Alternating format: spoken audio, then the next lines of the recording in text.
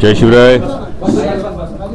उपस्थित असणारे सगळेच मान्यवर, सगळे पत्रकार बांधव, म्हणजे माजी आमदार अतुल शेठ बेनके, आदरणीय काळेसाहेब, शिवसेनेचे तालुका संपर्क प्रमुख दिलीपदादा बामणे, चौगुले साहेब, दोन्ही राष्ट्रवादी काँग्रेस पक्षाचे तालुक्याचे अध्यक्ष, सगळे आपण मान्यवर.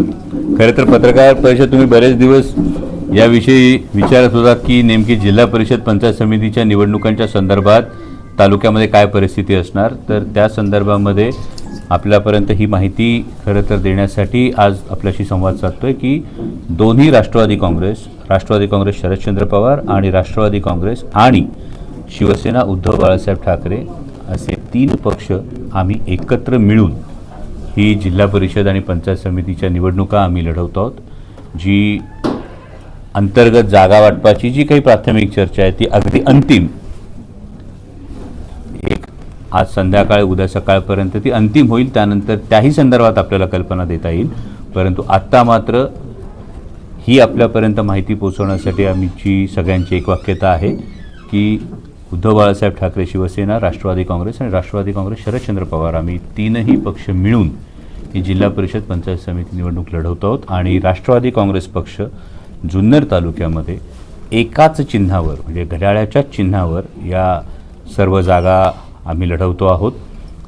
मागच्या महानगरपालिकांच्या निवडणुकांच्या वेळी पिंपरी चिंचवड असेल, पुणे असेल, या ठिकाणी काही ठिकाणी जिथे मतविभागणीचा, विशेषतः समविचारी मतविभागणीचा जो काही एक फटका पडू शकतो, ही टाळण्याच्या दृष्टिकोनातून वरिष्ठांनी, राष्ट्रवादी काँग्रेस पक्षाच्या वरिष्ठांनी हा निर्णय घेतला. आदरणीय पवारसाहेबांबरोबर, अजितदादांबरोबर जी आमची बारामतीमध्ये बैठक झाली, या बारामतीच्या बैठकीमध्ये हा निर्णय झाला. जिथे जिथे शक्य आहे, जिथे जिथे कार्यकर्त्यांची सहमती आहे, अशा ठिकाणी आम्ही घड्याळावर एकत्रितपणे ही निवडणूक घड्याळ या चिन्हावर लढवतात. आणि महाविकास आघाडी ओरिजिनल जी आहे त्यामध्ये आधीपासून शिवसेना उद्धव बाळासाहेब ठाकरे आणि राष्ट्रवादी काँग्रेस शरदचंद्र पवार हे सोबत आहेत. आणि आपण हेही पाहिलेलं आहे की शिवसेना उद्धव बाळासाहेब ठाकरेच्या सगळ्या कळवट शिवसैनिकांनी या दोन्ही निवडणुकींमध्ये अत्यंत हिरहिरीनं हे राष्ट्रवादी काँग्रेस शरदचंद्र पवार या पक्षाबरोबर ही कायम ही भूमिका घेतलेली आहे. आणि त्यामुळे आम्ही या निवडणुकीमध्ये सोबत जातो, जेणेकरून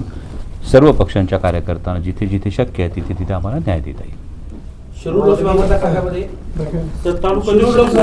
काय परिस्थिती राहील?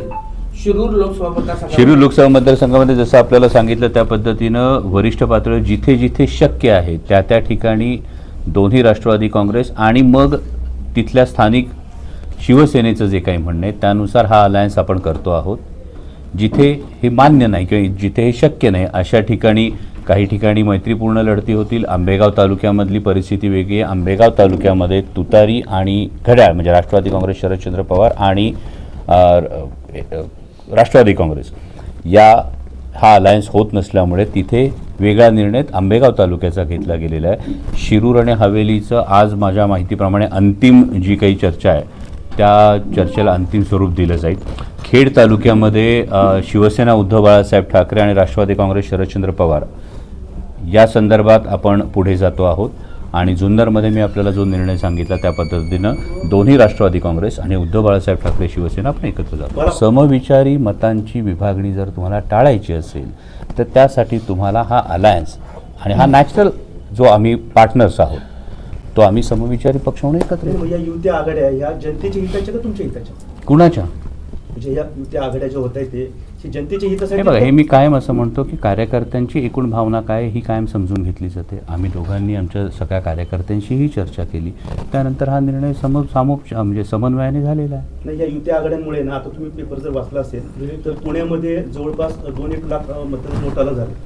मग अशा वेळेला राजकीय ज्या तुम्ही नेते आहेत त्यांनी हा विचार करायला पाहिजे. 2 लाख जर मतदान. पुणे महानगरपालिकेमध्ये काही गोष्टी वेगळ्या होत्या, त्यातल्या नॅरेटिव्स काही वेगळे होते. तुम्ही पुणे महानगरपालिकेमध्ये जे नोटाला मतदान करणारे लोक होते ते काही ठिकाणी काही प्रभागांमध्ये टँकर माफियांच्या विरोधात होते. ज्यांच्यावर टँकर माफिया असण्याचा आरोप झाला असं मी म्हणतो, असेही लोक निवडून आले खासदार साहेब. त्यामुळे या सगळ्या ज्या गोष्टी आहेत त्या दोन्हीचा आपण बादरायण संबंध लावण्यापेक्षा मी जी प्रॅक्टिकल वस्तुस्थिती जी ती आपल्याला सांगण्यासाठी हे प्रयत्न सुरू आता साहेब असतात. फक्त 2च दिवस राहिले फॉर्म भरायला आणि समोरचे उमेदवार परीक्षेला बसलेले आहे, अजून तुमचे उमेदवार शाळेत प्रवेशही घेतलेला नाहीये. असं तुम्हाला वाटतं? आमचे उमेदवार सगळे ग्राउंडवर आहेत, हे सगळे ग्राउंडवर आहेत. समोरच्या उमेदवारांची यादी जर तुमच्याकडे असेल तर ती मला दाखवा. त्यामुळे हे सगळेच पक्षांची ही परिस्थिती असणार आहे. या सगळ्या जागा वाटपाच्या ज्या काही गोष्टी आहेत, ज्या काही घडामोडी आहेत, या पुढे मागे 19-20 जे काही आहेत त्या सगळ्या शक्यता तपासून जेणेकरून निवडणूक करायची तर ती गुलालाचीच करायची, हा आमचा सगळ्यांचा निर्धार. असं वाटतं ना लोकांना. सांगले सगळं सांगलंय, तुम्ही काळजी करू नका. ऐका, आमचं सांधून झालंय, आनंदी आहे. तुम्ही सुटून बघू नका. सांधलंय, सिमेंट बरोबर करताय का नाही करताय हे बघण्याची काही आवश्यकता नाही. खुशी खुशी